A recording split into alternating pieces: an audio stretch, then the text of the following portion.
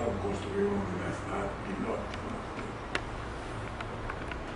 A nossa presença aqui, os colegas vão detalhar, porque eu fico por aqui e por agora. Bom dia a todos. Como reparo, Aristóteles, na verdade, eu não sou fundador da ANS como docente do ensino superior. Portanto, eu não tenho esse privilégio. Na época, eu estava em Campinas, na reunião de Campinas que criou, na época, a ANS. E eu era docente do ensino secundário. Era presidente de uma entidade que se chamava ANPEP, ou Sintep, no Ministério Público do Estado da Paraíba. Mas havia uma reunião em São Paulo, na época, para criar. Havia posições diferentes, até com relação ao nome, né? Talvez a presença de famílias, dizia-se na época, onde tinha 3 pessoas, tinha um partido, uma tendência e uma fração. Se der 3 pessoas juntas. Então, era um pouco mais fragmentado do que hoje, penso. E havia uma reunião em São Paulo da fração, da tendência que eu fazia parte, da qual eu fazia parte, e tive a ocasião de ir para a reunião da Assembleia, do encontro que criou a ANS. Mas eu era docente do ensino secundário. Isso foi em 81. Eu comecei na universidade em 83, não só isso. Em 82 eu entrei na universidade.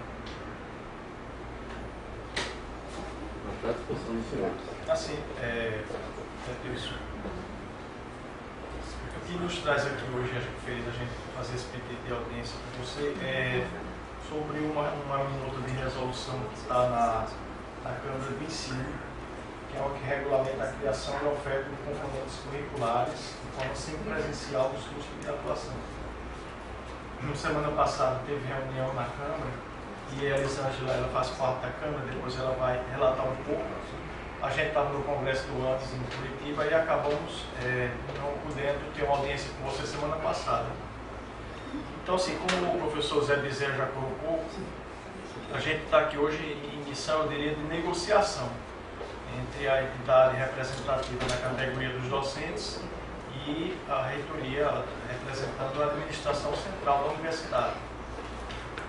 A gente não queria discutir o mérito do conteúdo dessa minuta de resolução, pelo menos não hoje, embora a diretoria já tenha uma posição, mas a gente veio aqui solicitar que você, como reitor da universidade, pudesse talvez dar uma orientação no sentido de um debate maior em torno dessa resolução.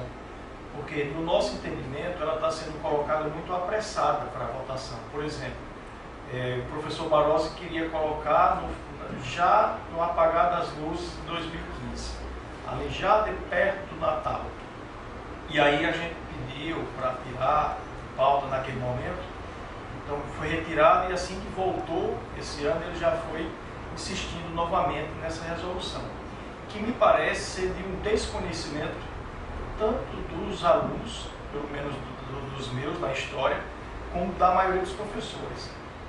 Nosso entendimento é que uma matéria como essa, que é uma matéria assim, que mexe com toda a universidade, à medida em que, tudo bem, vai regulamentar algo que já está na LDB, mas abre a possibilidade de cursos presenciais, eles terem um percentual semipresencial, eu acho que isso precisa ter um debate maior.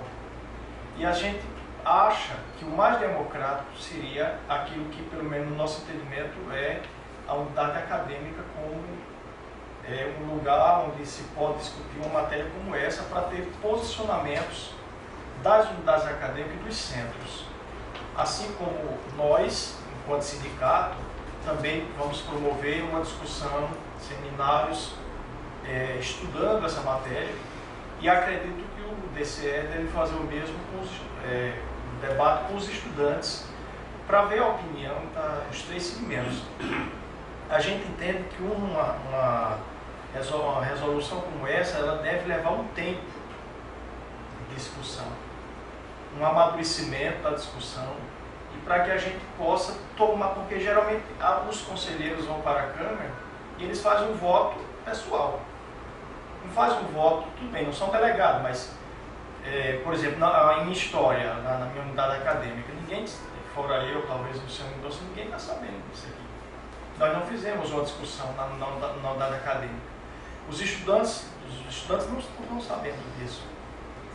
Então, o conselheiro vai na Câmara, ele vai dar um voto, pelo andar da carruagem, talvez eu acho que a Elisângela possa falar mais por ela ser da Câmara.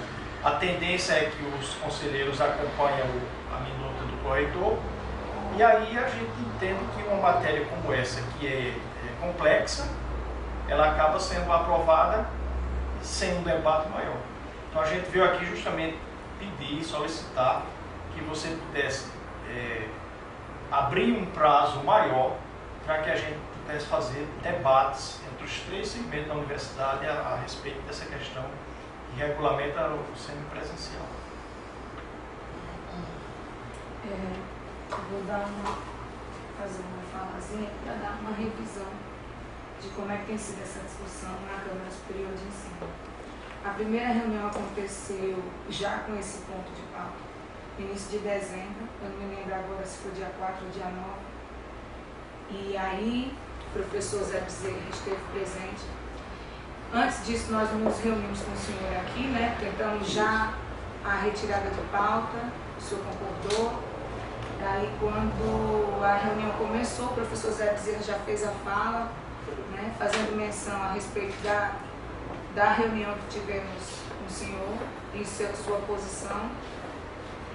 E já naquele momento ele dizia que o senhor não tinha autonomia ou autoridade para sugerir retirada de pauta, qualquer ponto de ser retirado de pauta. Pelo contrário, que quem decidia isso era ele como presidente daquela entidade ali, né, daquela Câmara. E aí eu tive que relembrá-lo sobre o regimento da Câmara Superior de Ensino, informando a ele que ele não tinha como decidir sobre pauta. Ele, assim como qualquer um ali, poderia sugerir ponto de pauta e também optar pela decisão de retirar mediante decisão dos conselheiros. O que ficou claro na discussão é que todo mundo e todos os conselheiros sequer ali analisaram profundamente as minutas, e eu me arrisco a dizer que 80% deles sequer leram a minuta de resolução. Isso falando do Conselho, né, da Câmara Superior de Ensino. Nas unidades acadêmicas, com quem eu tenho conversado, eu já tenho conversado com muita gente pelos bastidores, né, de vários cursos. Houve reunião no meu centro para debater sobre isso. Essas minutas já chegaram no final, meados de novembro, para as diretorias de centro, para enviá-las para as coordenações administrativas. Não houve tempo hábil. Na minha unidade acadêmica, por exemplo, só foi citado que essas minutas tinham sido enviadas por e-mail para que nós lêssemos. Mas não houve discussão, não houve tempo. Contudo, mesmo ignorando todos esses relatos feitos pelo professor que vinha do CDSA, de cursos do CDSA, de Cajazeiras, que estavam lá presentes, todos relatando que ninguém tinha discutido, ele insistia em dizer que a comissão que foi montada para elaborar e fazer o levantamento das posições em cada centro tinha uma recepção muito positiva em relação a essas minutas, mesmo sendo rebatido por outros colegas, até que o ponto que ele foi autoritário, truculento, desrespeitando colegas, e decidiu que seria discutido ali. Então eu pedi que fosse colocado em votação pelos conselheiros, se retirava de pauta ou não, e ele, vendo que os conselheiros iam optar pela retirada de pauta, sugeriu que montássemos uma comissão para fazer essa discussão com o tempo que pudéssemos julgar razoável ali. E que a definição dessa comissão aconteceria no período da tarde, desse mesmo dia. Quando foi no período da tarde, aí os conselheiros concordaram, a grande maioria, e aí quando foi no período da tarde, ou seja, não foi retirado de pauta, ficou decidido montar a comissão. No período da tarde ele já voltou com a comissão nomeada, apresentou qual seria a nomeação, e aí foi um desconforto ainda maior, porque eu já tinha me colocado, né, tinha apresentado meu interesse em fazer parte da comissão, e ele tentou rejeitar de todas as maneiras, ao ponto em que eu acho que eu já até antecipei essa conversa com o senhor, né? De fazer uma análise psicológica minha, né, para justificar e tentar desqualificar a minha participação nessa comissão. E aí, alguns colegas tiveram que se posicionar, né, em resposta a esse desrespeito dele, para dizer o mínimo, né? E tem sido assim, a condução das reuniões na Câmara Superior de Ensino, feitas pelo professor Barroso, tem sido assim, truculentas, desrespeitosas, autoritárias. Bom, daí definiram como prazo razoável para fazer esse levantamento junto às unidades acadêmicas a segunda reunião da Câmara Superior de Ensino. Outros professores preocupados de não dar tempo, porque tinha período de férias, tudo isso, né, para acontecer, e que ia inviabilizar a discussão mais uma vez, tentou argumentar, mas a gente não conseguiu também rever esse prazo.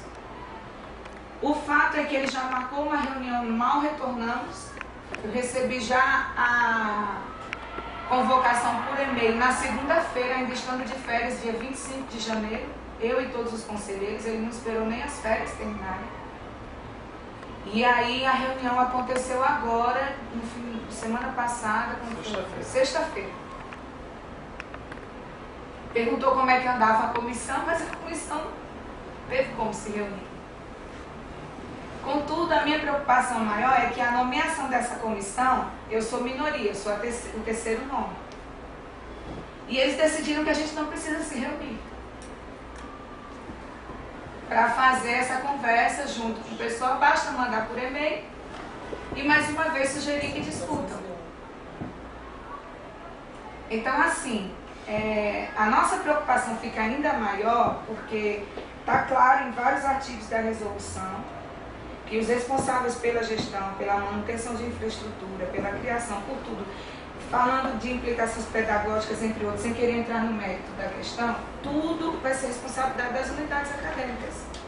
Como é que a principal responsável por tudo que vai acontecer não está discutindo isso? Né? Então, falar que houve tempo hábil, ele argumenta que a comissão nomeada desde o início fez uma visita em todos os centros, só que o que a gente conversa é que quase ninguém teve acesso a essa comissão. Na reunião do meu centro, por exemplo, do CCT, a comissão não estava. E foi quando todos discutiram a surpresa com que fomos pegos, recebendo essa minuta de resolução e já vendo que constava de pauta para ser aprovada, como ponto de pauta para ser aprovada na Câmara Superior de Ensino, sem ter tido discussão nas unidades acadêmicas. Isso no meu centro.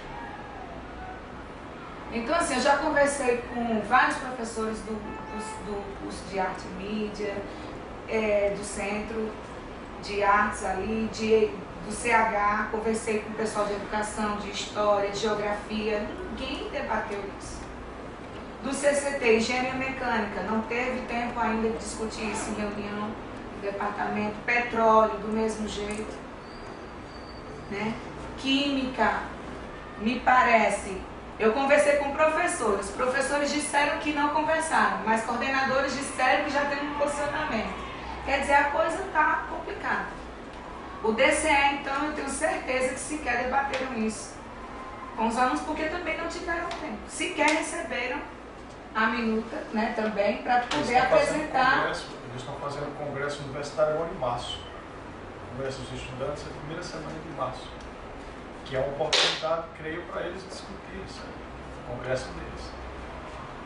Então é isso. A segunda reunião já foi marcada para o dia 7 de fevereiro, ou seja, o prazo determinado por ele, imposto por ele, já vai acabar agora, né? E a gente sem ter sequer se reunir como comissão. Então, a nossa preocupação maior, na verdade, a nossa preocupação já é grande e só aumenta. Acho que há duas preocupações aí, me permitam falar. O que é que justifica a pressa em aprovar essa minuta de resolução? Né? O que é que está por trás disso? O que é que justifica essa pressa, essa urgência em aprovar essa minuta de resolução? Né? Que é uma minuta curta, ela não é longa, elas são 3 páginas curtinhas com as justificativas que ele julga que cabem para justificar, né, essa modalidade de ensino semipresencial, né, onde nós somos rebaixados à condição de tutores, né, isso mexe com... Eu não vou entrar no mérito também da questão, porque isso é uma coisa justamente para a gente discutir mais aprofundadamente. E uma outra coisa que me preocupa muito, né, é a questão da democracia dentro da nossa instituição. Né, porque a gente tem visto, né, que ultimamente, de uns tempos para cá, as decisões têm sido tomadas nas câmaras, né, muito verticalmente, de cima para baixo, sem que haja uma discussão, né, dentro da comunidade acadêmica sobre o que é discutido. Né? E como o Luciano disse, essa resolução, embora ela seja curta, né, ela, na aparência, né, pareça que ela não apresenta nenhum grande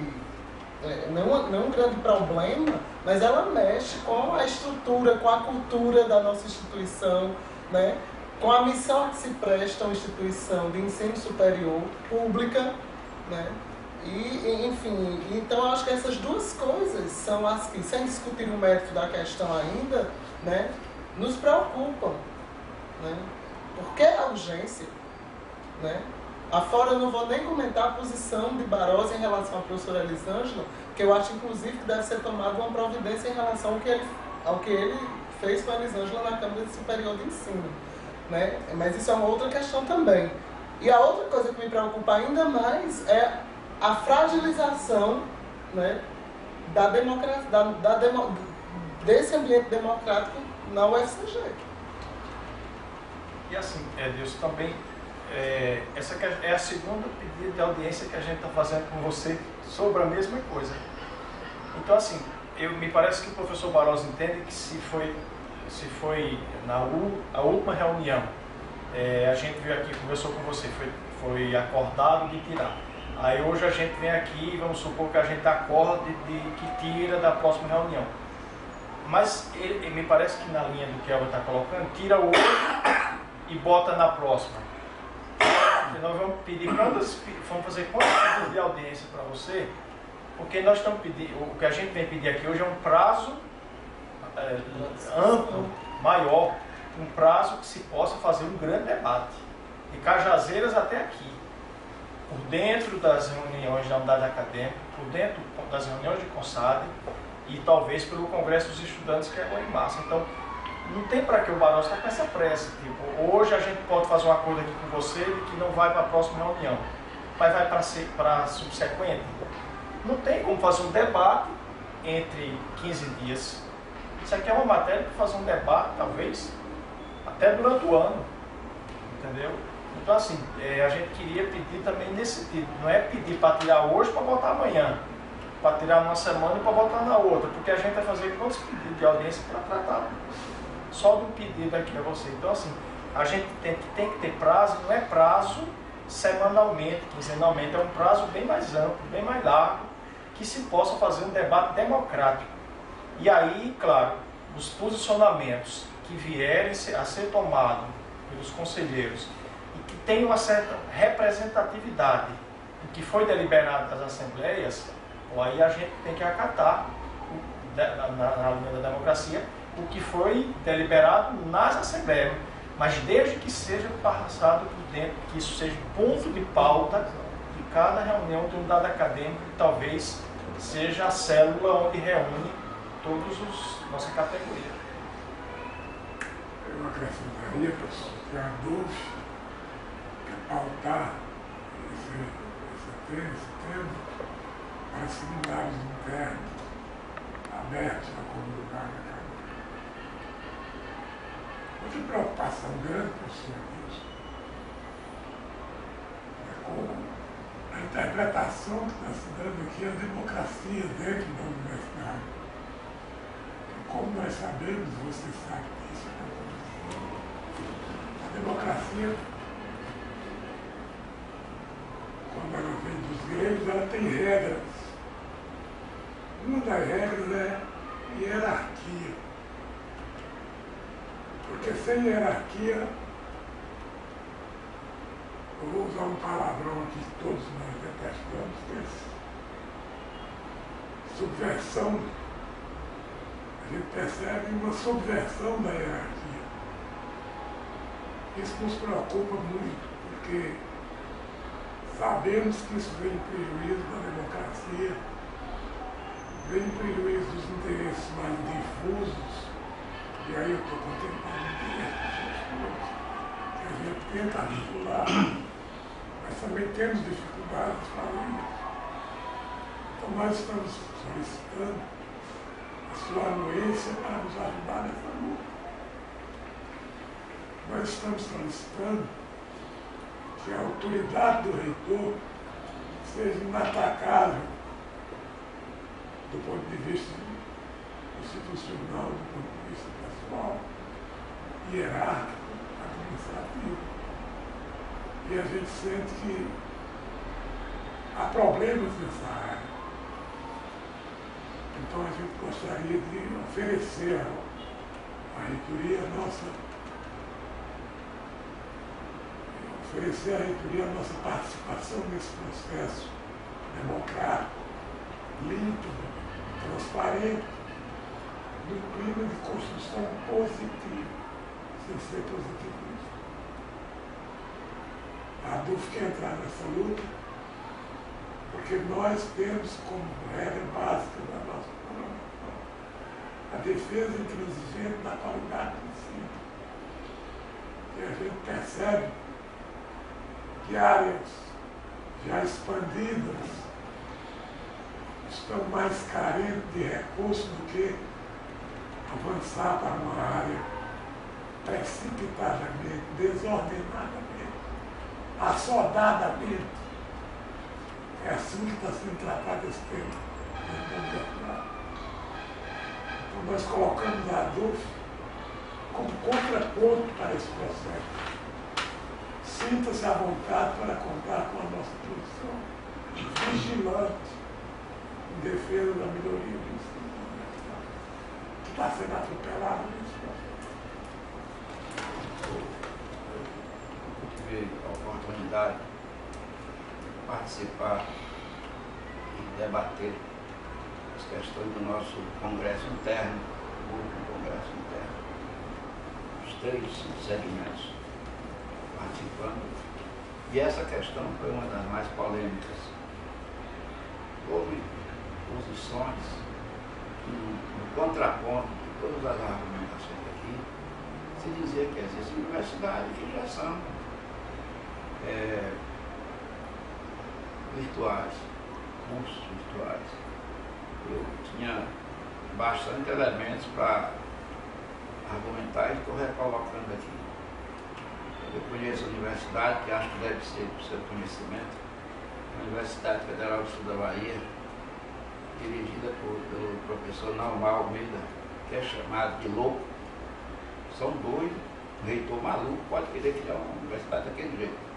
Uma das coisas é isso aí. Agora, 2 anos. A característica é BI, né? Exatamente. 2 anos antes, eu fiquei triste quando eu soube, passaram esse informe aqui, que ele tinha dito que os 100 milhões que tinham colocado na mão dele, que ele iria investir em banda larga, em fibra óptica, para dar condições à universidade, no sonho dele do futuro estar funcionando. E aí já foi uma coisa que eu fiquei chateado, porque quando eu vejo falar em construir universidade, pelo menos um bocado de emprego surge, como foi o caso da Universidade Federal da Paraíba, construídas para criar uma quantidade grande de emprego lá perto do centro do povo. Mas aí eu voltei, fiz nas férias aí, deu uma passeada, a coisa está funcionando. Só que antes do aluno entrar na Universidade Federal Sul da Bahia, tem espalhados pelas principais cidades 19 cursos universitários, onde o aluno, antes de fazer o vestibular, fica à vontade para fazer uma preparação, já se sente praticamente dentro da universidade, para falar a mesma linguagem, a linguagem da universidade virtual. E no ato, esses alunos têm 80% a 90% a mais do que qualquer outro de outra região para entrar na universidade. Ela praticamente já é uma transição. E cada aluno, quando se matricula, ele diz assim, nós não recebemos um notebook, nós recebemos um Dell. Todo mundo recebe Dell, para não dizer que um recebeu pior do que o outro. E aí tem um trabalho desse, no contraponto que nós estamos argumentando. Agora, eu acho que o nosso caso aqui não é o caso da Universidade Federal Sul da Bahia, que tem quilombolas no Conselho Estratégico, tem índios, caciques, representação de todos os movimentos sociais. Então, é uma coisa diferente. Então, a argumentação que se fazia é bom, mas ela tem um preparatório que segue no rumo do que nós estamos colocando aqui. Não no sentido da universidade dar um notebook para cada aluno. Não é isso, não, acho que os nossos argumentos não vão nesse rumo. Agora, também não vão no rumo de que deve ter aqui representantes dos quilombolas, dos caciques lá do Estado, por aí afora. Não é chegar a esse ponto, mas que pelo menos se pratique o mínimo de democracia, que é o que se faz também naquela universidade. Teve agora um seminário, um fórum interno em cada campus, financiado pela universidade, tudo, comida, passagem, tudo. No campus de Ilhéus, no campus de Itabuna, quer dizer, em Itabuna, em Teixeira de Freitas e Porto Seguro, teve 3 reuniões, depois uma reunião geral em Porto Seguro. Quer dizer, tudo isso aí são preparatórios para que funcione uma universidade com esse paradigma.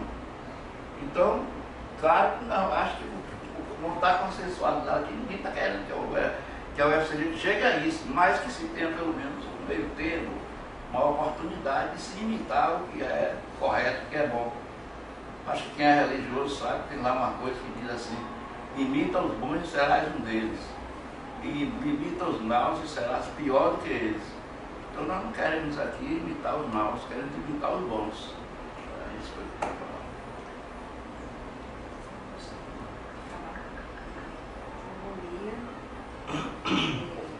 A minha participação nessa reunião é mais para informar também que em educação, como o José já colocou, que essa resolução chegou no final de novembro, né, para a gente discutir, e a gente estava na pauta da reunião, só que não houve tempo de discutir. A última reunião do ano estava bem cheia e a unidade de educação decidiu que alguns professores que quisessem conversar e ler a resolução, as resoluções, a gente poderia. Então nós marcamos uma reunião e a gente discutiu, só que com um número pequeno de professores, acho que uns 6 professores. Nós tivemos tempo no final do ano, dedicamos um tempo para ler e discutir. Então, assim, o que eu falo não é a posição do sindicato, mas informar que nós de educação ficamos muito preocupados, especialmente, tanto com o mérito, com as questões da proposta, porque nós, como acompanhamos a pedagogia, as tendências, né, todo esse estudo envolvendo o que é ensinar, o que é aprender, o processo de construção do conhecimento. Então, a gente vem acompanhando desde a história das ideias pedagógicas e em que momento nós estamos hoje. Né? E a gente compreende que nós estamos realmente nesse momento do neoprodutivismo, do neotecnicismo, onde se encaixa exatamente todas essas tendências e o uso das novas tecnologias. Não é que nós não vamos nos opor às novas tecnologias, né? Mas é no sentido da gente ter tempo de realmente discutir o que significa isso e o que significa isso no contexto da nossa universidade. Quando nós carecemos de recursos para o ensino presencial da própria tecnologia, como por exemplo, todos nós sabemos a dificuldade que é muitas vezes o acesso, né, e a manutenção do que a gente já tem, né, das salas de informática que a gente já tem, desses recursos que a gente tem. E como a gente pode contar, por exemplo, da internet na sala de aula presencial, para que a gente possa acessar, não é? A precariedade que nossas salas de aula estão bem sem os recursos mais arcaicos de uma sala de aula. Então, nós nessa ocasião discutimos isso, não é? E discutimos, mas por quê? A gente ficou pensando, mas por que agora chega essa resolução? Não é? E justamente nesse sentido, qual é a urgência disso tudo? E o que me incomodou mais foi porque antes dessa discussão que nós tivemos com os professores, eu estive na reunião com o professor Barros, que ele passou por todos os centros, anunciando. E o que me preocupa é exatamente a forma, é a condução, é a perspectiva mesmo de gestão, entendeu? Porque é assim, não vai buscar discussão, vai buscar um pacto, vai buscar que a gente pactue com tudo sem discussão. Né? Pelo menos é a impressão que eu estou tendo, a leitura que eu estou tendo, e de outros colegas, porque a gente discutiu isso nessa reunião. Por que as coisas chegam assim? Isso não é uma coisa do professor, é uma tendência dessa gestão que paira por todos os locais onde a educação está acontecendo. Na prefeitura eu tenho visto isso, desde as reformas dos anos 90. Né? Quando eu estava lá na prefeitura fazendo pesquisa no mestrado, eu já acompanhei todo o nascedouro disso. Como é que a gente saiu da gestão democrática, da luta por uma participação? Mais gente, quanto mais gente discutindo, melhor. É difícil, é custoso, demora. Mas a gente acreditava nisso, nesse processo de ampliação da democracia, de consolidação da democracia. E quando vem toda essa reforma e essas novas tendências, é somente, pronto, a gente discute, mas discute só o que é importante para referendar o que, na perspectiva que a gestão quer, né, que os gestores querem de apressar as coisas. Então o discurso de dizer, a gente vai discutir para quê? Ninguém discute mesmo, vamos, entendeu? Como é que então a gente vê essa fragilidade. Nós que estamos há mais tempo na universidade, em momentos que a gente realmente se debruçava sobre as matérias e discutia, os conselhos eram diferentes, as reuniões dos conselhos eram diferentes. Então é um choque ver, pelo menos para mim é angustiante. Para mim é uma tortura participar de uma reunião como essa que realizamos. Talvez a minha resistência de entendeu? A minha resistência de erro. Se eu falo isso francamente, porque eu não me acostumo com isso. E eu sei que a gente pode ser totalmente atropelado nesse processo de luta e de resistência. Né? Mas eu me coloco assim, resistência contra essas posturas, contra essas tendências de anular a discussão, de anular as falas, de cancelar os espaços, né? E de fazer porque tem que fazer, porque isso aqui está na pauta nacional, os interesses das gestões de ensino das universidades públicas brasileiras. Não é? Então, essa perspectiva de inovação tecnológica está em todo lugar. A gente vê isso na prefeitura, as criancinhas estão submetidas a isso aqui. Os jovens e adultos do ensino noturno estão submetidos a essa lógica. Né? Então, uma vez eu fui convidada para um debate na prefeitura para falar sobre a educação dos jovens e adultos e as novas tecnologias. Então, é assim, é extremamente complicada essa conjuntura que a gente vive nesse sentido. E a universidade é o lugar onde a gente pode pensar sobre isso, porque é aqui onde a gente tem mais liberdade, supostamente, mais liberdade, para manter essa discussão, né? Para manter as falas das pessoas, para manter. E eu fico realmente muito, muito angustiada com o rumo que as coisas tomam, né? Especialmente no que diz respeito ao trabalho docente. Porque isso aqui incide sobre o trabalho da gente. Então, muitas coisas nós assumimos, como o curso noturno e essa história toda, né? Assumimos com muita boa vontade, com muita mais. Quando a gente chega para que condições objetivas a gente tem de trabalho. Então, nós arranjamos foi mais trabalho, menos condições. E aí é nesse sentido que a gente diz, a metodologia de condução das discussões, a gente questiona, foca nisso. Porque eu acho que isso aí não vai ajudar a construir. Outra coisa que a gente tem visto, a impaciência que as pessoas nas próprias reuniões dos conselhos têm quando uma postura diferente se coloca, quando o contraponto se coloca. Entendeu? O espaço do contraponto é cada vez mais abafado, entendeu? De diversas formas. Isso é um problema sério. Na reunião com o professor Baroja, ele elogiou toda a sua competência, toda a sua capacidade. Eu reconheço. Conduzir uma corredoria como a corredoria deve ser. Agora, a forma como as coisas são colocadas, definitivamente, estão contra todos os princípios que eu aprendi no sentido de como tratar o processo de ensino e aprendizagem, especialmente numa instituição respeitada como a nossa, no contexto que a gente vive. Então, são essas as nossas preocupações. Não é uma questão meramente pessoal com o professor.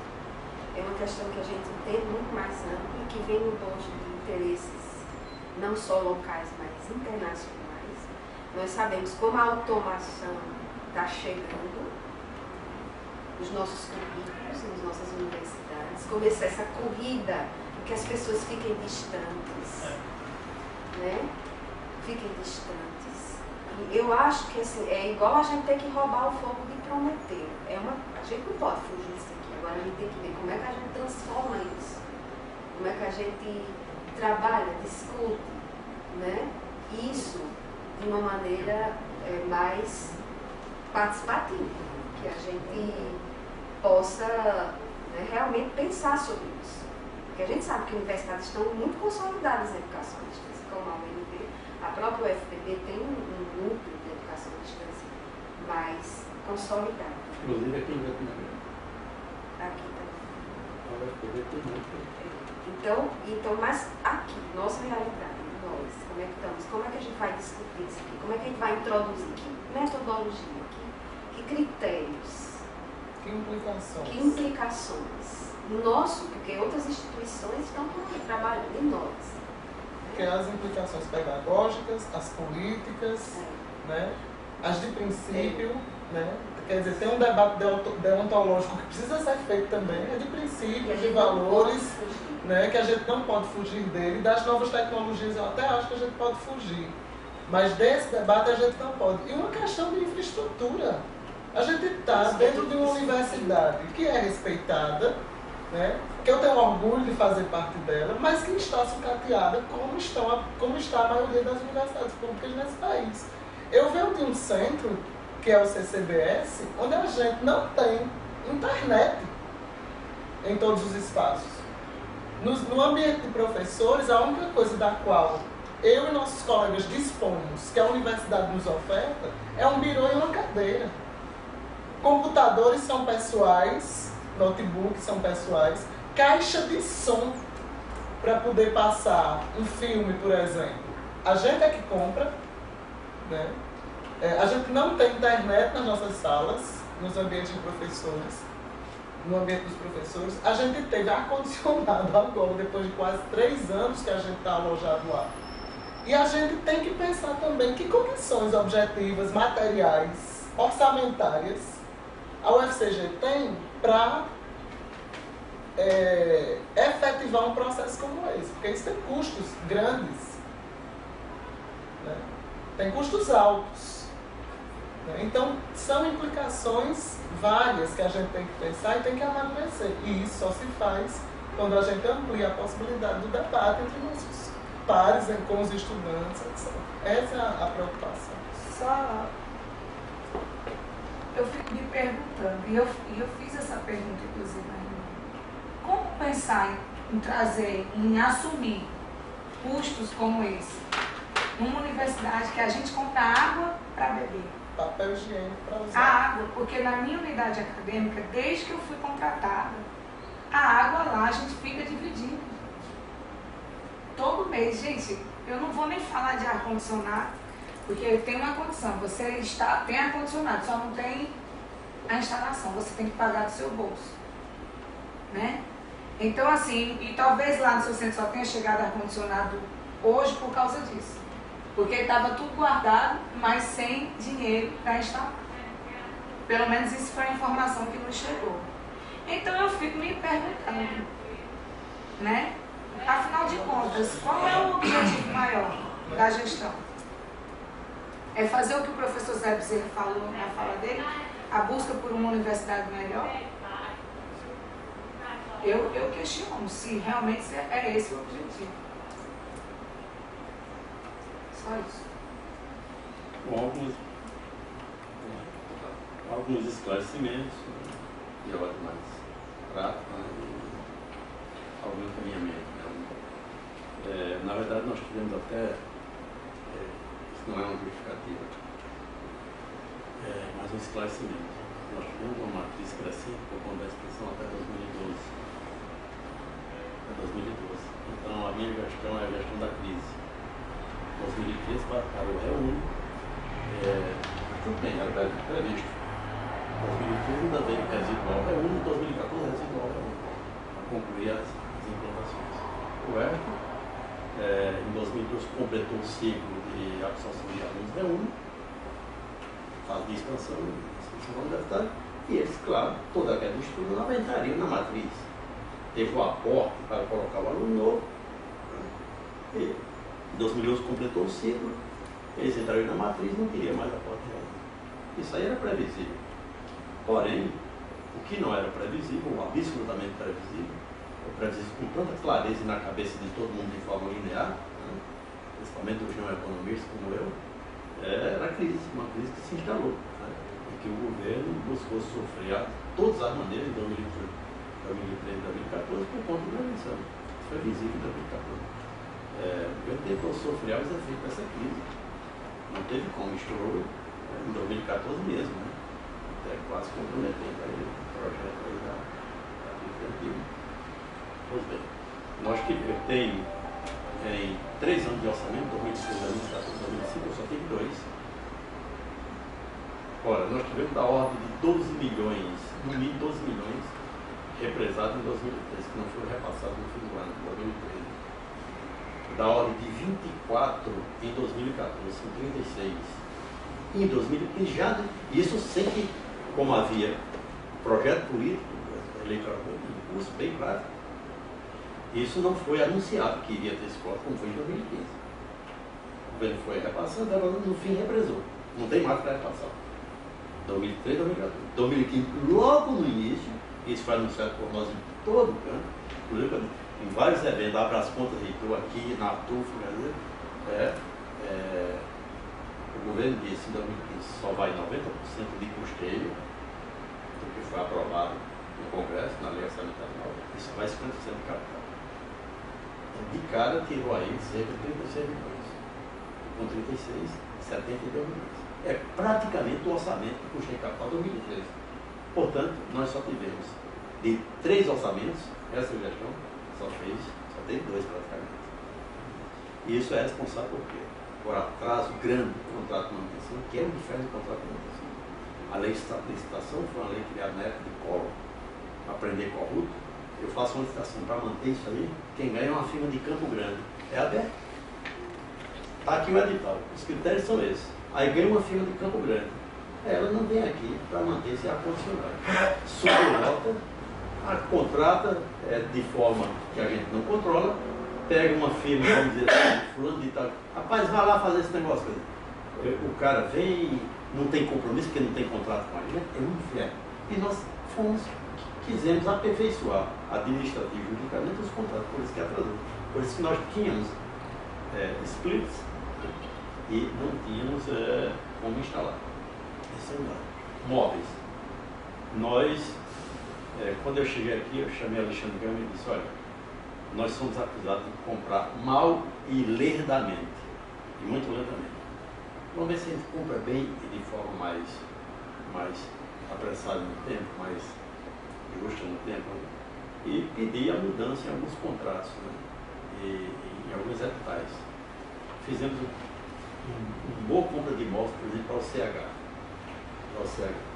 Mas na seguinte compra de imóvel com aquele padrão de qualidade, entra uma firma e diz: vocês estão dirigindo para uma empresa. Diz que o edital estava dirigido. O cara entrou diretamente no TCU aqui em João Pessoa. A secretaria, por 2 vezes, nós ficamos 2 anos sem comprar móveis. Conseguimos comprar no fim do ano passado. Os móveis vieram desmontados, virou, etc, etc. Minha angústia toda, se você for em arquitetura, tem 2 prédios belíssimos, um laboratório belíssimo, fiscalizado pelos próprios arquitetos. Não tem brincadeira lá. Vamos colocar agora. Agora quem vai equipar? Virou, no começo desse ano. Está aí na carpintaria sendo montado de volta. Já chegou um caminhão, tem 2 para chegar. Então tivemos esse problema com compra. Por isso, uma explicação rápida. Com relação a...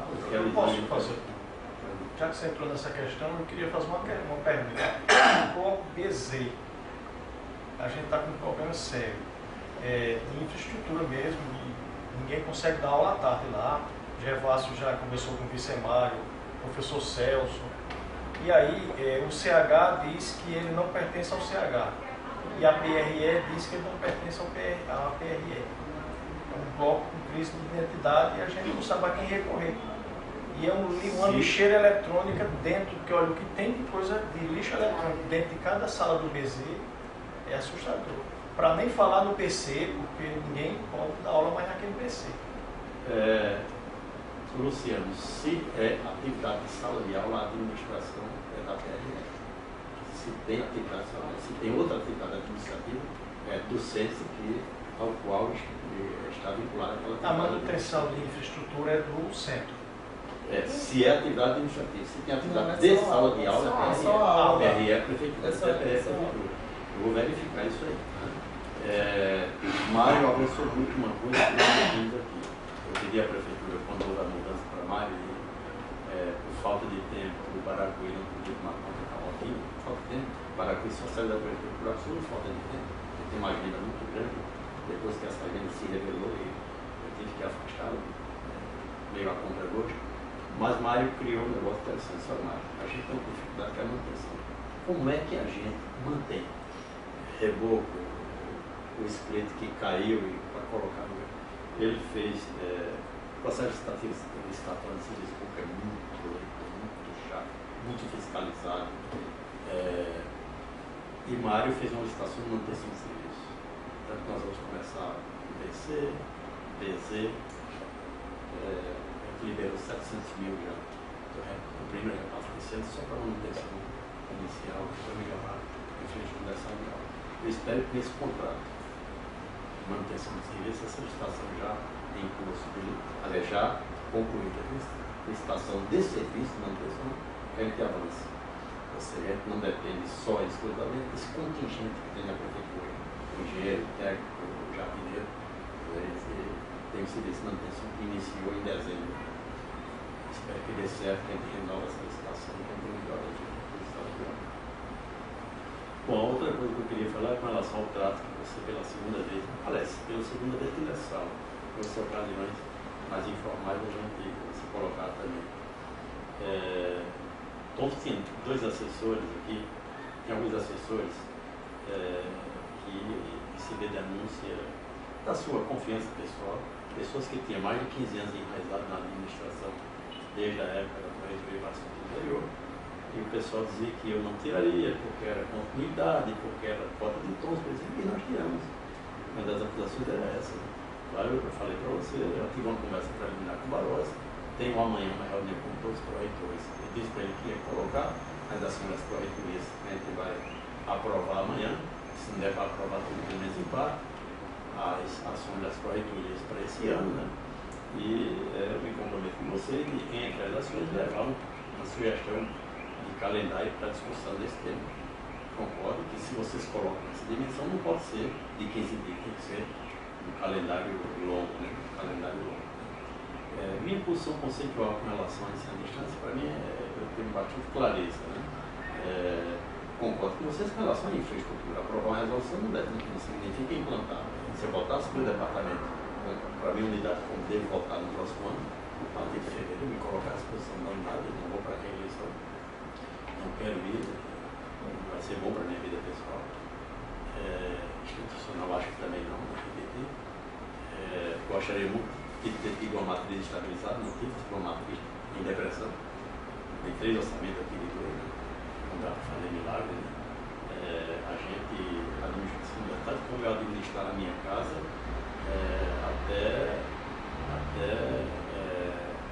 até ser doutor.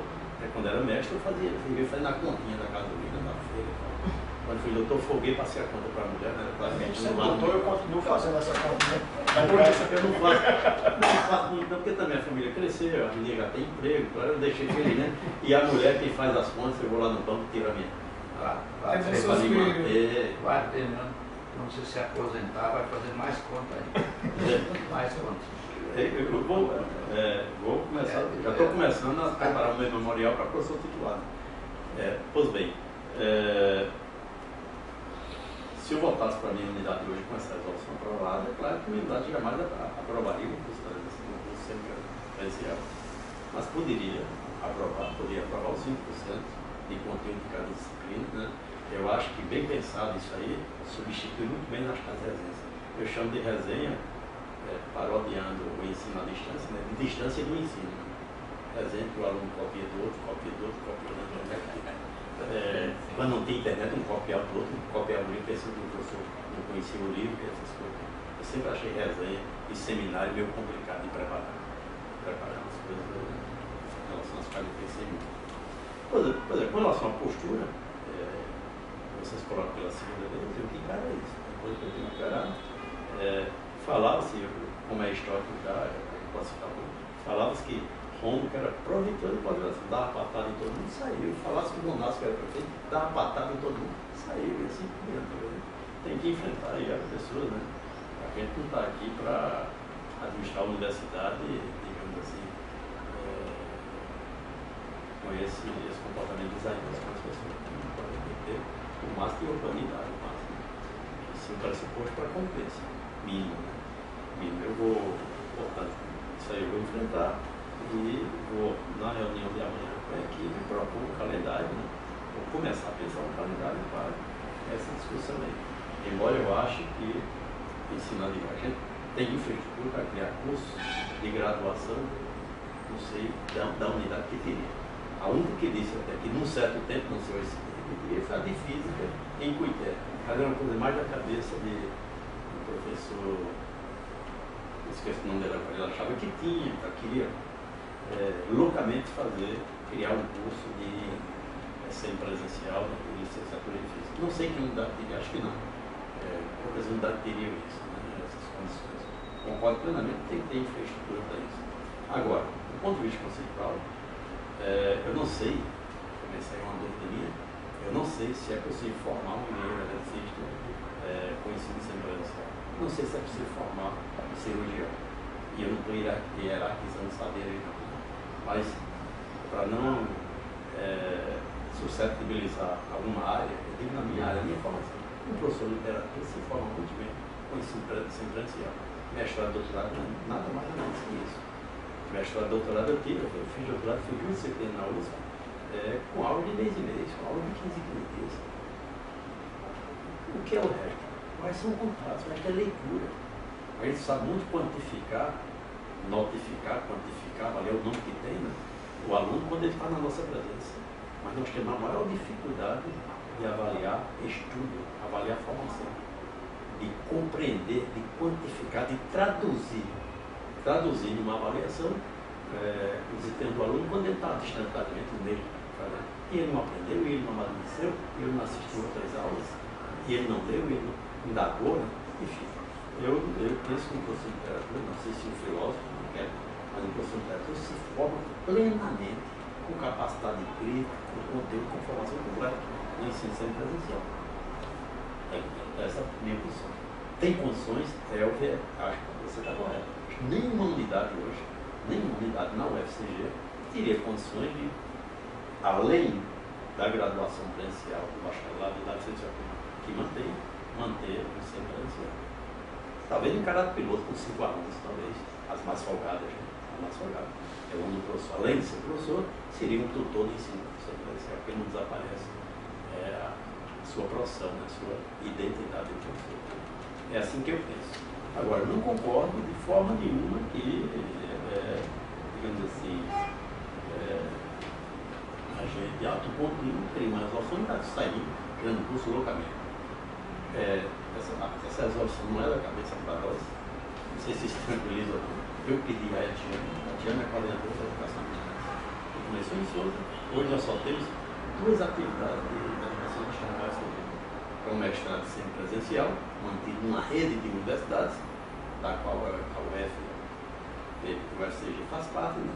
Concurso de mestrado profissional em administração. E um curso que se repete, não sei nem se a versão nós chamamos de especialização, também em administração pública, né? O mestrado é em administração pública. E um curso de especialização em administração pública mantido em Souza. É o que eu conheço de ensino semipresencial na UFCG. Né? E nós precisaríamos ter um mínimo de regulamentação para uma atividade que já funciona. Por isso que eu pedi a Diana para elaborar isso aí e pedi para a Baró levar para a Câmara. Né? Bom, o resto, para mim, fica por conta do estilo, né? Ver que é muito simples. Né? E nossa preocupação é, sobretudo, que, em termos culturais e cultura acadêmica, comece a se pensar a substituição das desenhas por uma parte dos 5%. É difícil quantificar isso. Né? Se eu fosse dar aula hoje, tivesse a oportunidade de todos os alunos e tivesse condições, se a universidade tivesse condições, se os alunos tivessem. Tem que, alguma coisa pode ser que tenha, né? Eu me lembro que Helder, professor de literatura, criou numa turma dele, sei lá como é que chama, blog, alguma coisa, né? Em que ele dava aula regularmente, né? Mas para além da carga horária dos créditos normais, né? Eles tinham uma rede de correspondência. Se os alunos tivessem assim, eu ficaria muito tranquilo para discutir com eles, principalmente se eu tivesse mais de 3 disciplinas, para discutir com eles uma das avaliações, né? Um dos estágios, um dos conteúdos de estágio, a gente fazer por uma discussão, né? Bom, semipresencial, né? É claro que tem muita disciplina. Quem tem 2, 3 disciplinas, até 3 disciplinas, dá para fazer isso tudo em sala de aula, né? Bom, concordo com vocês com relação à infraestrutura. Nós não temos condições hoje de criar uma graduação sequencial. Acho que a gente tem condições de começar a pensar no 5%. E parte da disciplina ser por essa modalidade, né? Sem nenhum prejuízo da qualidade. Eu acho que é uma coisa a mais. 20%, por exemplo, uma disciplina de 60 horas. Então significa que 20% dessas 60 horas é que... Podem ser, não devem ser. Podem ser dadas por uma modalidade, vamos ser 12 horas, né? Então, nesse caso, ficavam 48 horas presenciais. Vamos colocar 15, que equivaleria a um estágio. Se você divide em 4 modalidades de avaliação, ficaria o conteúdo da modalidade de avaliação, por isso você presencial. Essa é a ideia, né? Essa é a ideia. Mas na verdade, não é 20% da disciplina, é 20% da grade curricular. Até 20% pode ser uma disciplina inteira semipresencial. Não é? Pode ser 60 horas semipresencial. Então é até 20% da grade curricular. Da grade curricular do conteúdo do curso. Isso. Até 20%. Vamos um abraço para as 2 alternativas, 20% da grade ou 20% de uma determinada disciplina. Desculpa. Uma coisa merece discussão, né? Merece discussão. Vocês têm razão nisso. Eu vou darei uma resposta para vocês assim que a gente fizer essa programação. Eu tenho uma reunião amanhã às 4 horas com a equipe, para discutir essa parte das ações das proreitorias para este ano. E desde que vocês solicitaram a reunião, eu tenho que perguntar se isso aí está no qual a menina afirmou que sim. Eu coloquei na pauta da reunião de amanhã. Pedi para os prefeitos trazer a opinião sobre isso. Então vamos definir o calendário de discussão dessa matéria. Vocês colocam aí um ano, pelos 2016, vamos ver se a gente chega no prazo razoável durante até o meio do ano. Professor, para levar para as unidades. Estou quase esquecendo, e a questão mais preocupante aqui não se trata só da semipresencial, é também da mobilidade acadêmica, né? Porque eu vou me arriscar a entender como é que vai ser dado o funcionamento dessa mobilidade acadêmica. Eu, como professora, não estou falando aqui agora em nome como diretora da ADUF, mas, por exemplo, campos,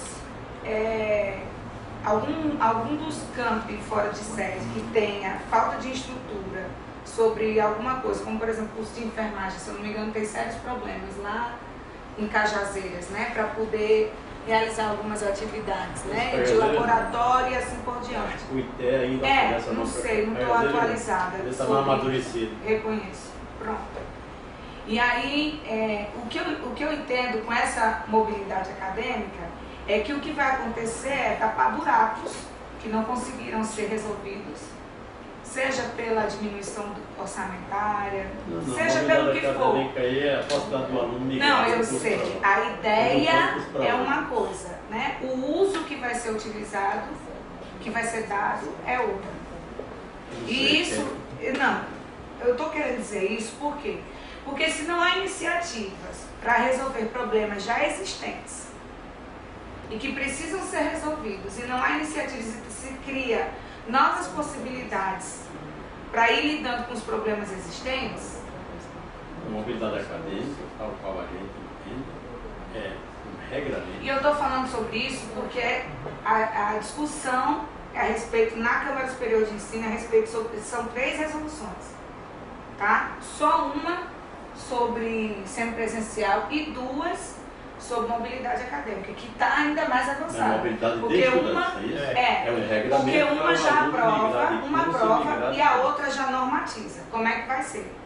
Quer dizer, além de aprovar, nem aprovada foi ainda, querem aprovar a resolução que cria e já querem aprovar que normatiza. Então, assim, aí volta, eu não vou nem repetir tudo que já foi dito aqui, porque todo mundo já falou muito. Porque nós tínhamos só uma regra de mobilidade do discente, mobilidade acadêmica, que era o PSTV, Programa Seletivo de Transferência Voluntária. Isso, eu acho que é uma atualização desse programa. Ou seja, em que condições o aluno pode sair de enfermagem, por exemplo. Eu não sei, eu sei que ele também... Para enfermagem, Campina Grande, ou ir de história para geografia. É esse regulamento. Mas pode trazer. A professora Emília cita a LDB também. Eu li a minuta, mas eu não estou com uma memória bem atualizada. Até vocês podem fazer. Não sei se é só uma atualização. Que ela também cita a LDB, o PNE, que já é de outro governo. De qualquer maneira, vocês podem atualizar essa discussão internamente, no sindicato, e trazer essa discussão para aqui. Porque mobilidade não trata de outra coisa, senão quais são os critérios que permitem o aluno mudar de curso, mudar de um campus para outro, no interior da UFCG, ou de outra universidade para a UFCG. Não, mas essa não é porque eu ainda não li essa resolução, me prendi mais a semipresencial. Mas ela é para que o aluno possa pagar disciplinas aqui em qualquer lugar. Sim, em outro campus. Ou qualquer mesmo lugar. aqui em Campina Grande. Fora do país, aqui em Campinas. Por Campinas. exemplo, o menino faz história, mas ele quer pagar uma disciplina lá em ciências sociais, então ele pode. Nesse Então tem que ter uma norma para isso aí. A minuta de resolução que está sendo discutida na Câmara Superior de Ensino é essa. Ou seja, ele não Mas, fica a preso. Não é a que traz você acha alunos de errado outras isso? instituições para Mas a ciência. princípio você acha errado isso? Que o aluno de produção eu queria fazer uma disciplina em design. Não, o que eu acho errado é se criar algo sem ter tido uma discussão sobre, né, para definir. A minha opinião pessoal sobre isso é outra história. Entendeu? A minha preocupação é que são 3 minutas de resolução criadas, ninguém sabe como, ninguém sabe de onde, ninguém sabe por quê, né? E já estão querendo aprovar toque de caixa, como já dissemos aqui. A mesma questão a respeito, e o que me preocupa mais sobre a mobilidade acadêmica, por isso que eu falei sobre tapar buracos, que é uma urgência tamanha sobre a mobilidade acadêmica nesse sentido, e se usa a justificativa, inclusive, do Ciências Sem Fronteiras, porque alguns professores não aceitam ementa de outros cursos, né? Como há várias formas de a gente resolver esses problemas sem criar a mobilidade acadêmica da maneira como está sendo conduzida. Né? Então, rapidamente, sem discussão, só para concluir. Eu vou ler, faz tempo que eu li essa minuta, logo que chegou, antes de ir para a Câmara. Né? mas eu vou reler. Mas nada impede que a gente paute essa discussão. Só para relembrar, porque são essas 3 minutos. As 2 minutos de mobilidade acadêmica, elas tratam da mobilidade intercampus, entre campos e entre instituições. Nós não temos uma posição formal do alunado, mas a DUF tem uma boa relação com o aluno. E a ideia deles é que há problemas graves de acesso permanente. E, na verdade, com a mobilidade intercâmbio e interinstitucional, a elitização do ensino da UFCB vai ganhar um reforço significativo. Fui procurado por alguns alunos com essa preocupação. Seria, portanto, muito pertinente que isso fosse discutido, que a gente esperasse. Nós faremos um congresso da UFCG, no programa dessa administração da DUF. Estamos pensando em fazer no segundo semestre. Pensamos que esse é um fórum privilegiado para discutir essas questões. Aliás, ele está sendo pensado para isso. Portanto, professor, nós queremos é tempo para uma reflexão, buscando a melhor solução para o FCG. Esse é o pensamento dessa diretoria. Tem um problema com essa resolução, eu vou primeiro discutir amanhã essa. Bom, eu vou pedir cópia dessa resolução para ler, mas a primeira coisa que eu vou discutir é essa aí desse presencial. Não tem pressa, não tem pressa. A gente tem 2 atividades que estão regulamentadas especificamente, mas não tem uma regulamentação geral da universidade, senão essa pressa não existe. Se há uma pressa de discutir no interior da Câmara, se dá, porque a questão foi pautada pelo estilo, né, que você coloca aí no projeto. Mas não há, a princípio, nenhum elemento, nem nas entrelinhas. Eu brinco com meus alunos, quando eles falam o que tem por trás. Por trás ou tem letra também, ou tem texto, ou papel em branco. E nas entrelinhas só tem branco. Tudo que está dentro do texto está na linha. Na linha. Tudo o que nós chamamos de entrelinhas, se você olhar na linha, está em branco. Fisicamente, opticamente, na linha está em branco. O que nós chamamos de entrelinhas são pressupostos, intertextos, alusões e várias outras modalizações de linguagem, não é isso? A entrelinha está vazia. Pois bem, então não existe entrelinha nesse caso, não existe pressa, não existe. Eu vi um pouco um momento que eu vi, você falou em neoprodutivismo. Na UMAR esteve na forma, era da comissão de 11 reitores que conceberam o reúno. Como é que chamam na época? 11 reitores, não mais um deles. Não mais era reitor da Universidade Federal da Bahia. Hoje ele foi chamado para implantado no sul da Bahia. E na cabeça de Naumar, o reúno, ele entendia como reestruturação que ele implantou o que existe na Universidade Federal do ABC e o que existe na Universidade da Bahia. É bem os BIs. Você entra no bacharelado do grande área, ciências da vida, ciências humanas e sociais, tecnologias, você entra numa grande área, tem uma formação geral, treinantes, sai bacharel interdisciplinar, e você pode depois afunilar o que todo mundo leu como neoliberalismo na educação.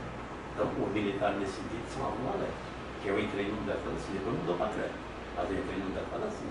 Você não passava em medicina, você passava em área 2.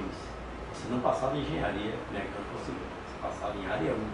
Fazia uma formação geral, dependendo do desempenho da formação geral. Na UMAT tem algo a ver com militar? Nada. É uma percepção que tem infectologista, não solicitado, como diz que eu vi, ele é infectologista de renome internacional, e academicamente muito bom. Vamos separar as coisas. Bom, então, isso que é o neoliberalismo na universidade. Ele pegou aquela experiência, tem nada a ver ideologicamente com militares, aprimorou muito com base nos países que tem isso. Eu fui contra na época, disse, olha, como é que o mercado vai absorver, como é que a sociedade vai entender, como é que os conselhos profissionais vão entender. Um bacharel vai fazer o quê? Eu sou bacharel interinstitucional na área de humanas. Será que eu vou conseguir? Por exemplo, até se falar de uma formação que vai de nada para lugar nenhum. E um reitor disse, o cara vai ser balconista, o outro disse, olha, é melhor um balconista no nível superior do que um balconista sem nível nenhum, balconista de farmácia. Então, para você ver a diversidade da discussão. Então, para Naumar, reunir isso, reestruturar isso. Ou vai existir isso, ou vai existir corporativismo. Eu quero criar o curso de design porque eu já tenho desenho industrial. Eu vou criar engenharia de produção porque eu tenho aqui administração e aqui engenharia X. Eles vão haver muito corporativo. Não sei se o réu não vai ser avaliado aí pela história, mas Naumar tinha essa ideia de BI, que ele implantou lá, BI, depois da formação específica. Você de 3 anos na área tecnológica é que você vai escolher se quer ser engenheiro mecânico, civil. Então fica mais 2 ou 3 anos. Não é isso? Alguém falou que agora aprender a diplomação produtivista, né? Foi avaliado assim. Nós não implantamos isso na UF. Ou seja, não sei se criamos de forma corporativa os cursos que foram criados, não sei. De forma aleatória, não sei. É uma coisa que vai ser avaliada no futuro. Mas é isso, os BIs. Queria, se me permitisse, Naumar, estou colocando aqui para os amigos que estavam lá no Congresso antes, eu também participei do delegado, quando eu falei sobre essa coisa do contraponto que se coloca aqui, o cara disse, você não sei se sabia, Naumar é o pai, é o criador e defensor do Reúne. Ele foi um dos que conceberam, representa. Ele perdeu, quando eu participei e desse agora. Então, não é um dos pais do próprio Reúne. Quando eu coloquei no meio da falação uma universidade que funciona desse jeito, a minha intenção é saber de onde ela saiu, de que cabeça saiu, e além de ser uma coisa meio maluca, no meu entendeu, eu disse isso, uma coisa meio maluca aqui. Além disso, apesar dos aspectos positivos, né, de participação na comunidade, essa coisa toda. O que eu coloquei aqui é que, além de sair desse jeito, o Naumar fundou 2 universidades, as 2 últimas delas foram na Bahia, e uma delas é lá com o Jacques Duarte, no poder, essa coisa toda. Não é a mesma coisa, não é a mesma situação. Em termos de infraestrutura, de recursos, essa coisa toda. Todo mundo aqui sabe, você sabe mais que eu, que não é o mesmo, a defesa não é a mesma, né? O Jacques Duarte dentro de um governo é a mesma coisa de nem o Cássio Cunha Lima, nem Maranhão, nem o governo. Você colocou, uma coisa é a D, outra coisa é BI. É disso que eu falei aqui, você explicitou melhor que eu.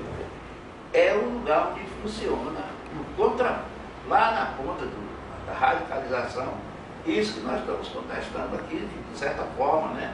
De maneira bastante discutindo, aliás, não entrando direito mesmo mérito da questão como nós consensualizando, até porque nós teríamos que ter aqui a opinião dos alunos, dos professores, daí porque inclusive a nossa reivindicação é que todas as pessoas da comunidade acadêmica tenham democraticamente oportunidade de opinar sobre isso aí. Tranquilo, amanhã eu vou reprogramar a discussão sobre as resoluções, né?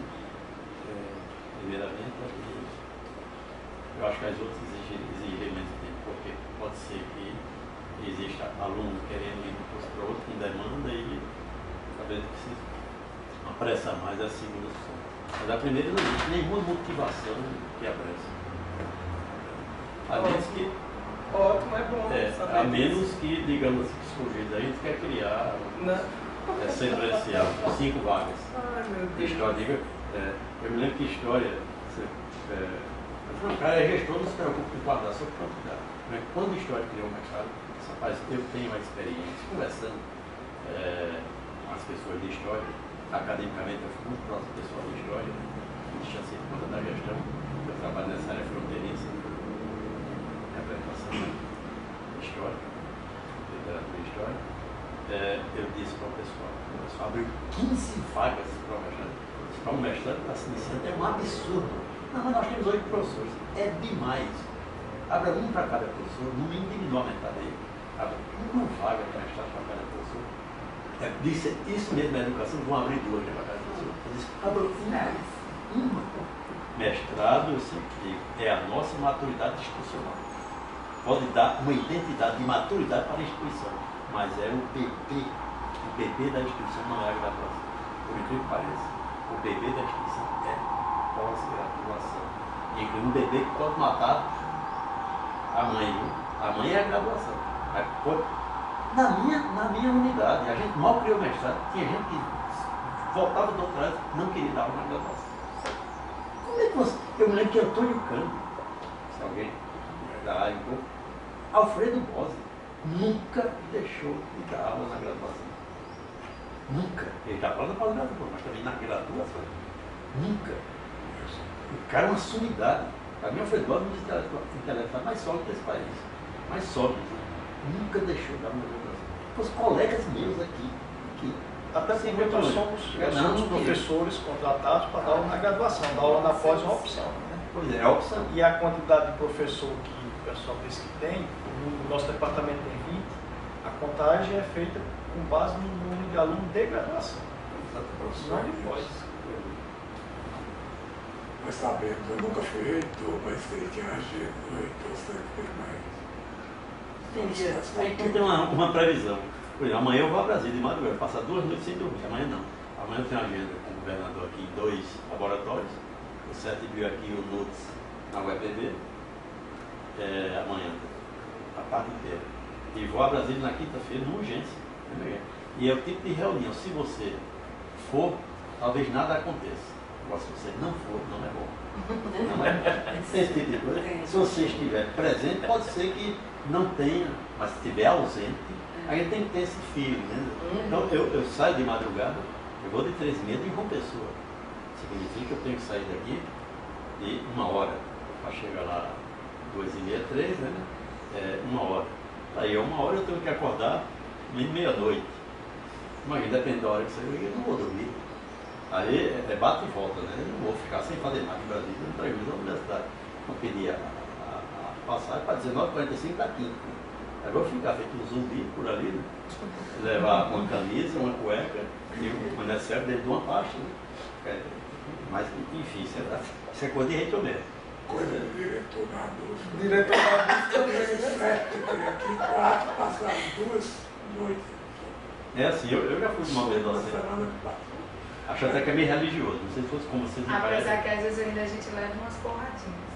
Eu acho que é meio religioso, viu? Há algo de religião. A coisa algo não é brincadeira não. É algo, a militância tem algo de sacrificial, de rito sacrificial para impedir, não, acho que é para impedir, assim como o caso se sacrificar para impedir a fé, para a fé se enraizar, né? Há algo de sacrificial. Quero passar uma noite, sair da sede da ANS, 5 horas da manhã, ir no hotel tomar banho, 9 horas para no congresso. Isso é coisa de maluco. Já fez isso, não já? Nossa, Coisa de maluco, é meio sacrificial. Ele sabe, isso é um rito sacrificial. Para testar a ideologia e a fidelidade da Imagina correndo o risco ainda de levar facada e spray de pimenta. Se a vontade de construir. Meu tempo, felizmente, não tinha muito isso, não. A euforia democrática era maior.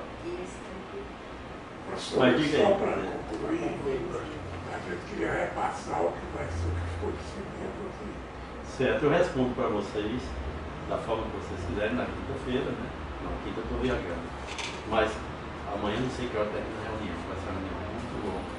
A reunião de amanhã de quarta-feira começa às 4 horas, não sei que hora termina. Mas na sexta-feira de manhã eu estou aqui. Então a gente pode anunciar pelos nossos meios de comunicação que o nosso congresso vai cantar essas pautas. Ah, sim, claro, aí é uma missão de vocês, que a gente não deve intervir, nem deve atrapalhar. Nem deve atrapalhar, né? Para nos agradar muito a nós, a gente antecipa o começo possível aqui. Eu vou propor a ele que o calendário que vá, no caso dessa sessão maior, vá pelo menos a e eu não quero me arriscar agora no caso com relação à investigação de mobilidade, pode ser que seja uma modificação da nossa resolução de transferência de curso, internamente, internamente na universidade, como eu disse, pode ser no interior do campus, pode ser aqui, principalmente, né? Mas eu vou me acercar disso. Só se uma coisa que não tenha pressa, que a gente possa ainda tocar com relação à norma anterior, pode também estender por um prazo muito bom, que leva 2016. Eu acho que o encaminhamento para a PRE seria pautar mesmo nas unidades acadêmicas. Nós da DUF a gente vai fazer os seminários, os debates, mas talvez do ponto de vista da PRE, eu acredito que seria ter Então, levar para o centro e sempre fazer ter uma leitura da universidade toda a partir das unidades acadêmicas. Nossa experiência com o diretor de centro, e quando a gente pensou nesse estatuto, a gente pensou no perfil, porque na SEB, a gente costuma dizer que o melhor emprego que tem no mundo é diretor de centro na SEB. Porque aqui tem as projetores para fazer tudo, tem a prefeitura, tem a PRE, não se faz academia, a preocupação acadêmica é um pouco do diretor. E além disso, ainda tem um vice-diretor. Eu acho que funcionou muito bem na época de Cristina Duval, porque Cristina tomava conta do birô e Duval da vida acadêmica.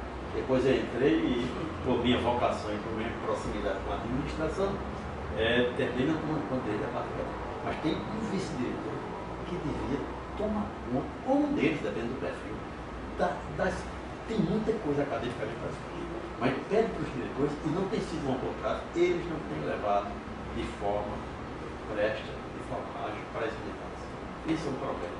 Agora todos, não estou falando de mim, todos não levam. Ou levam com atraso, ou esquecem, não sei o quê. A discussão não vai. Mas não tem como a PRE passar por cima do diretor, tem que chamar o visor. Claro, você tem razão, né? Tem que ir para a direção e direção fazer levar até as unidades essa discussão. A gente não pode. As coletividades são organismos assessores, meramente administrativos. Quem está na base, quem foi eleito para administrar a acadêmica, foi o diretor, a projetiva não pode chegar lá e fazer a reunião sem isso. Não pode, isso não existe. Dizer, olha, a minha pauta, a pauta do reitor, no cada centro, é organizada pelo diretor do centro. Se é do reitor, tem que ser dos projetores também.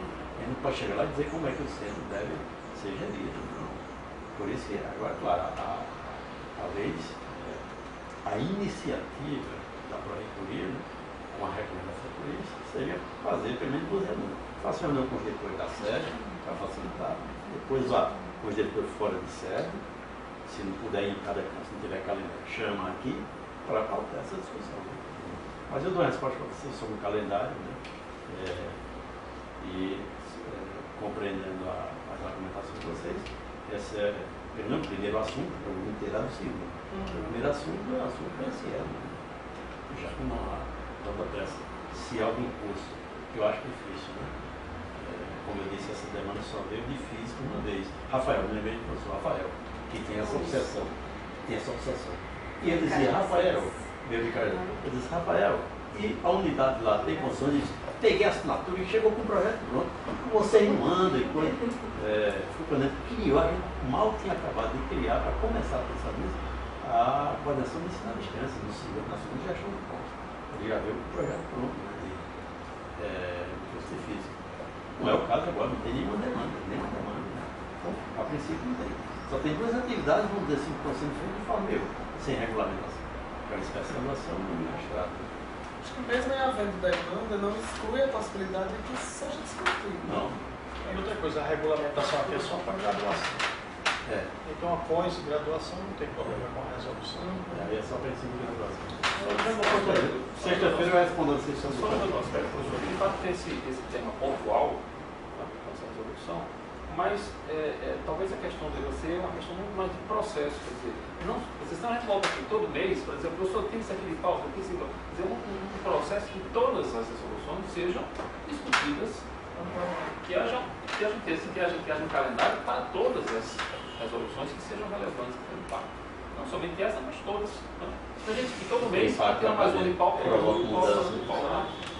claro que a gente não pode ter um calendário muito longo com rotina, né? A rotina que eu digo é período do aluno para entrar na disciplina, aproveitamento de crédito. Isso é rotina, isso é dinâmica, né? Mas gerando impacto também. Vou discutir as ações para esse ano. E, pelo menos para esse ano eu não posso garantir para 2017. 2017 eu vamos dizer, mais Drummond começa a falar de tecnologias, não é difícil lidar com tecnologia quando ela é boa.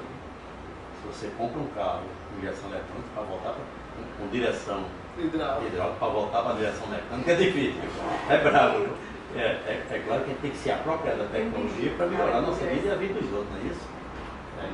Mas Drummond falando um pouco daquele. Como você está falando, como se a tecnologia estivesse tomando conta das crianças, da mente das pessoas. Drummond falar sobre isso, mas concluindo. Mas até lá, felizmente, estarei morto. Ele vai dizer, vai ser máquina para abotoar o botão da gente. Isso é que no longo prazo, quando o mercado resolver tudo, todos estaremos mortos.